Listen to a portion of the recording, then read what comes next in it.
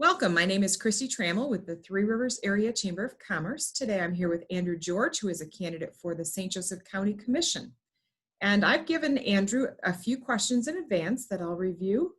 They are: introduce yourself, tell us why did you choose to run for this office, what do you hope to accomplish while in office, and what do you bring to the table that sets you apart from the other candidates. Andrew, to you. Thank you, Christy. So as Christy just said, I'm Andrew George. I'm running for 1st District County Commissioner. The reason I chose this office was because it seemed like the logical step. I have been currently, as most of you know, the chairman of the Three Rivers Downtown Development Authority. And I've headed up the economic vitality aspect of that. And I'd like to take that to the county level. So that kind of answers both the first two questions, but that's not fully in depth of where I want to go with it. I have also a passion for changing the atmosphere around how people think about our county government and our local government. I would like to make it more transparent, and I think that's something we can do. And I would also like to have St. Joseph County be a shining example of a pro-labor county. I want to celebrate our unions and our local laborers here. The last question is, what sets me apart from every other candidate? This is half a joke. I'm a Democrat. I'm the only Democrat running for the position. That's not only what sets me apart. I have extensive experience in traveling the country, working on political issues for equality and injustices and environments, and the list is honestly endless. I traveled all over doing that, and in 2016, I made the decision to come home, back to Three Rivers, and try to focus some of that attention on my own community. So I have those skills, and then also the DDA, as I said earlier, I head up the Economic Vitality Committee with that. So I have vast experience in economic development, and that's something I would also like to bring to the county level. So. Thank you. I have a couple additional questions for you too. With the likely cut in state revenue sharing and decreased local property tax revenue, what departments or projects do you see being cut?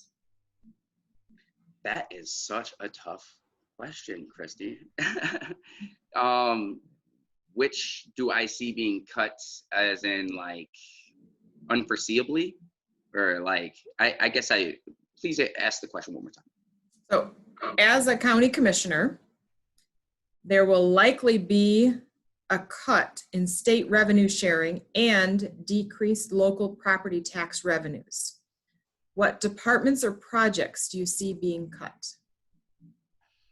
I don't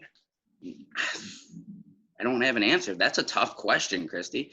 I don't know what the current priorities of the county is on what they would like to see cut. We obviously have differing views on many things. Hi, Milo. Milo just came through the door to join the meeting. That's a tough question without being on the board currently at the time. So what I would like to not see cut, I would like to see us focus on lower income communities. I can tell you where I'd like our funds to go. It's hard for me to say what should be cut. That's a tough decision, and it's a group decision. Okay, thank you. One more question. With decreased discretionary funds available to the county, is it time for local jurisdictions to step up and put money into the roads that the commission has funded for the last couple of years? Absolutely. I'm a fan of I think we also need to leverage relationships with MDOT and whatnot to make that as smooth a transition as possible. But I absolutely think that we need to work on our roads and at least figure out a solution to get that in place. Okay, thank you. I'm getting an unstable connection. Sorry. That's part of Zoom. 2020 Zoom, the Zoom days. Yeah. Do you have any closing thoughts? I do.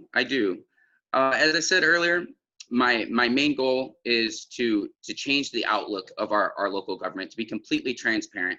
I want to make sure that the public feels that they get to weigh in on every option that gets made in our community. I feel like a lot of people don't feel like they have that option right now. Even if they do and don't realize it, I want to make it clear what the people can do and how they can be involved in the process and have their voices be heard. Okay, thank you. Well, I want to remind our viewers that the general election or the primary election is August 4th, and the general is November 3rd, and encourage everyone to get out and vote. Thank you, Andrew. Thank you, Christy.